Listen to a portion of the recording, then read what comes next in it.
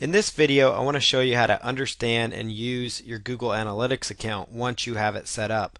So first thing you need to do is make sure you're logged into your Analytics account, and also make sure you followed the steps in the previous video to get your code onto your website. You can either do it via WordPress plugin, through the footer section of your WordPress site, through the editor, or you can do it, the other option is, if you have an HTML site, you can do it at the footer of each and every one of those pages using Composer or a standard HTML editor.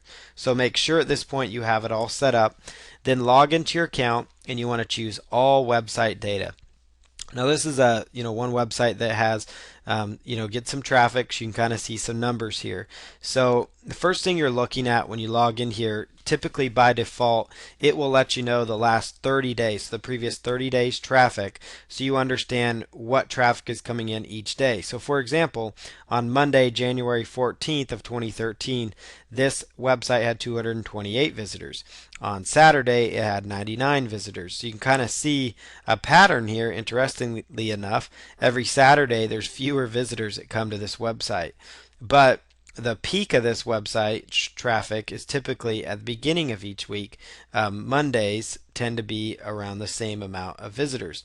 So you can kind of get an idea here. Mondays are higher traffic days, Saturdays are lower days, but this is just good for kind of seeing what's going on a daily basis. You can set it also by the week options. You can say, okay, so for this week we've had, for this week we had 1,100 visitors. For the week of January 27th, we had 1,143. You can also go in here by month, so throughout the month traffic steadily declined throughout the month. So you might want to look at that and maybe say, hey, what's going on with that? Hourly, you can look at, what traffic is coming in by hours. So you can see like the peak hour would be, 1,800 hours. So at 12, I guess that'd be about, 12 o'clock. No, 6 o'clock. So 1,800 hours there. You can see Monday in the evening. That seems to be a pretty busy time, about that point, so you can see what hours tend to be busiest for you as well. I like the day view because it's a little easier to grasp, but that's what this chart means. You can set the date here, so you can go back to certain dates. So let's say we just want to look at last month, for example. Just click on apply and we can view all the traffic here for January. We can go with the custom range, which is yesterday or today, or let's say the previous 30 days. So we go in here, we can type in from January 17th to February, and then just come in here and say, let's say February, where are we at? The 13th is all it will let us go to, so let's just go January 12th then.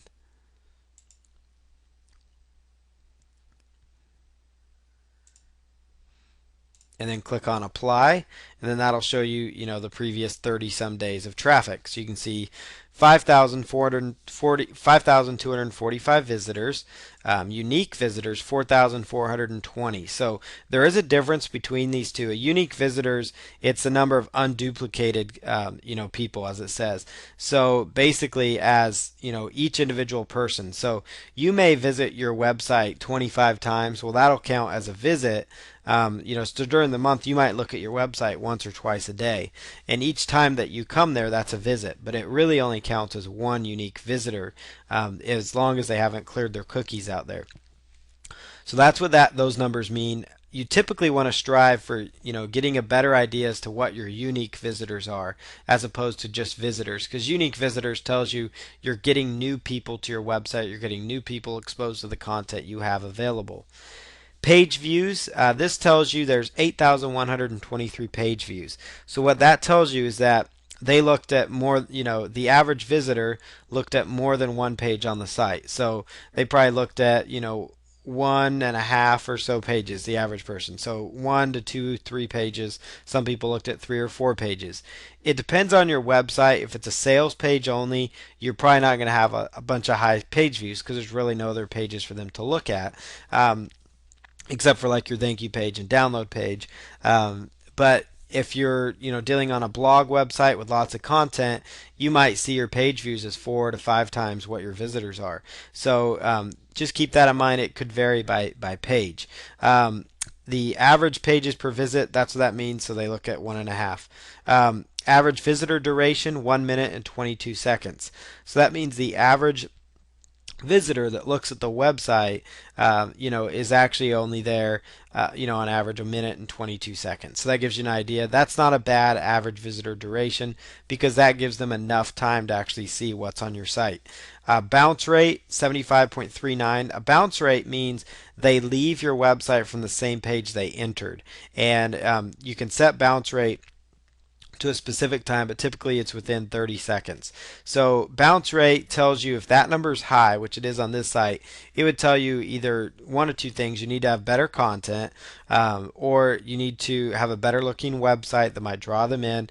Maybe you need a little more content so they aren't bouncing off there so much. And then the percentage of new visitors tells you how many new visitors you have. The other data you get is which language they're speaking. So you've got English Great Britain, English United States, French, Chinese. So these are different countries people are coming from. Browser, you can actually narrow down by the country and territory by just clicking on the demographics. You can actually see United States, India, United Kingdom, Germany, Netherlands. So you can see where the most of your traffic's coming from.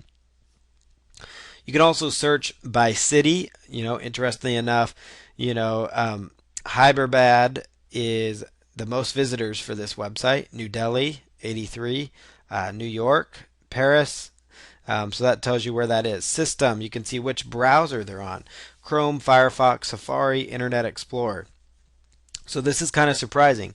For my particular website, the majority of my visitors are using the Google Chrome web browser. So that tells you kind of a little bit about my audience. This website in particular is about CSS, which is cascading style sheets and web design. So you can kind of see what kind of info these people are generally looking at.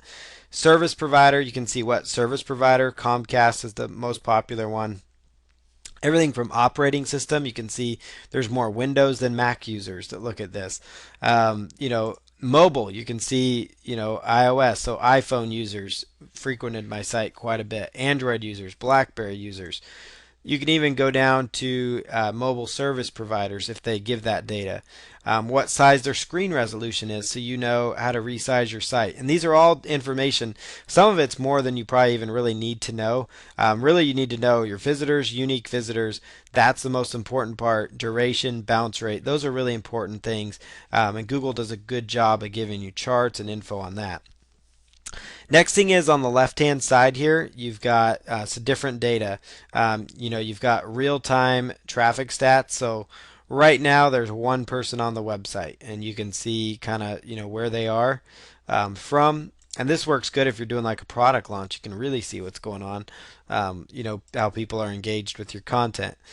Traffic sources, you can choose. They came in organically through Google, so they came in from a page. The page they're looking at is they're looking at this article, PSD to CSS. So I know exactly which article they landed on within my website. So that's the real-time data. Audience view over here is more the demographics. So you've got the overview of your audience and of your traffic. Behavior, you can look at new versus returning. So new visitors versus returning visitors. So you can see some people have come back to the site, and that's a good thing. That means you have some pretty good content. Frequency of and recency. This tells you again how often they left and then came back. Engagement, kind of how people are viewing your website. This data right here is really telling as to what you need to do to improve your content. So right here, 4,055 of these visitors stayed less within 10 seconds and left. So that tells me I really need to work on improving the look of this website in particular, just for that very reason. So I need to create a website that's going to get people to stick. And so that's found under audience and engagement. That's a really important thing to really look at. That tells me right there it's pretty terrible. This is the website I'm talking about. That's, we're looking at this traffic on it. CSS How To. It's just a real basic website. It teaches people about CSS tutorials. So you can see there's not a lot going on in this site, but we need to figure out a way to get them to want to stay a little bit longer. Technology. We've got here the browser and operating system that was used. Visitors flow.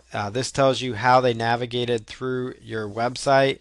What kinds of things they looked at and landed on. So right here, a lot of the people came through to this PSD to CSS part one, and then they move on to part number two here, and they dropped off after this, and then the second they went on to part three and four. So you can kind of see how they're navigating your site, see if you need to improve things. Traffic sources tells you where your traffic's coming from, and that is, if you look at the overview here, you can see search traffic, you can see referral traffic, and direct traffic, which means they just typed it in. Referral traffic is links from other websites, and then search traffic again is people typing in keyword phrases. So you can see here people are typing in various keyword phrases like PSD to CSS, CSS calendar, calendar CSS, and those types of information. If you click here to view full report, you can actually get a better idea as to all the different keywords people found you for. So PSD to CSS, CSS calendar, calendar CSS, CSS from PSD. So like Photoshop, that's where your keywords are. There's 1 of 10 of 532, and this data works really well for you just because you can tell which pages are actually getting people interested in, and you could say hey, maybe if I can get this page, this keyword to rank higher because I'm getting some traffic, and let's say I'm sitting on page 2 or 3 of Google, then maybe you could put some more effort into ranking for that phrase because you might potentially be able to receive more organic traffic. So I really like looking at under traffic to really get an idea as to what's going on. There's also the social tab right here that gives you an idea of social, and that's found on the left hand side under traffic sources. The social relationship tells you a little bit. I mean, you're getting some finds from Yahoo Answers, Stack Overflow, Blogger, Stumble Upon, Facebook, a little bit of traffic, Pinterest. So you can see which social channels are getting you traffic and which aren't. So, I would recommend maybe looking at how you can increase the social engagement. Visits via social referral is 89. And I will say you want to look at that only because Google puts a lot of weight on social traffic now, so that's an important number to look at. That means you need to do a better job of having more amounts of volume of your traffic to be searched or referred from social sources, so you can really increase your traffic overall. So in a nutshell, that's how you use Google Analytics. You can go back here to the dashboard here and get an idea as to what's going on, with your site, unique visitors. Anytime up here at the top, you can go back to the default page that you land on. This tells you unique visitors, new visitors, unique visitors, everything that you might want to know about what's going on with your site as well. So if you come in here to google.com/analytics, browse through this information. You can even track conversions on there if you have it. You can also look at your site content, so you can kind of see all pages of your site, how they're being viewed, so which pages. So I know, for example, this article is getting the most views, so that tells me more articles of that style might be worthwhile to my audience because they're going to come back to me. And so that's found on the left side. Another thing is to look at your exit page. Which page are they leaving the most from? Landing pages, which page are they landing on the most and first? Content drill down, this kind of tells you more about what's going on in the different folders on your site.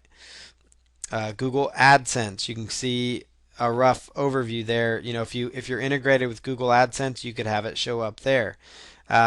Site speed, This will tell you your average page load time, average redirection time, average domain lookup time. So that might tell you that maybe you need to look at a new web hosting server if the number's high. Which browser does your site load better on? That kind of information, can help you a little bit. And then you've got site search. So if you have Google site search integrated, that would show up here. But mainly you're going to be looking at your audience. You're going to be looking at your traffic. And that's again found under audience. You know what your traffic has been for the last 30 days or so.